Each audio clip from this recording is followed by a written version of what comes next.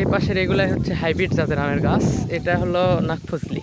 এই গাছে গতবার প্রচুর আম ধরছিল, ভিডিও দিছিলাম, দেখছেন আপনারা অনেকে। সব গাছে কেন জানি আমের ফুল ধরেনি এবার।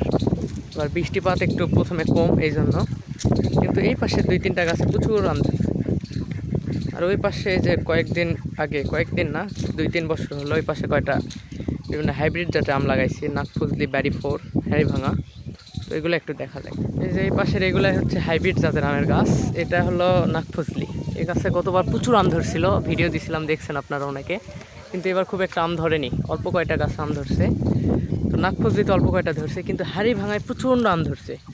এই যে একটা গাছে যত পরিমাণ আম ধরছে, আশা করা যায় যদি ঝড় না হয় তাহলে আমগুলো অনেক বড় বড় হবে। আর এই আমের একটা আমের ওজন প্রায় 1 কেজির উপর।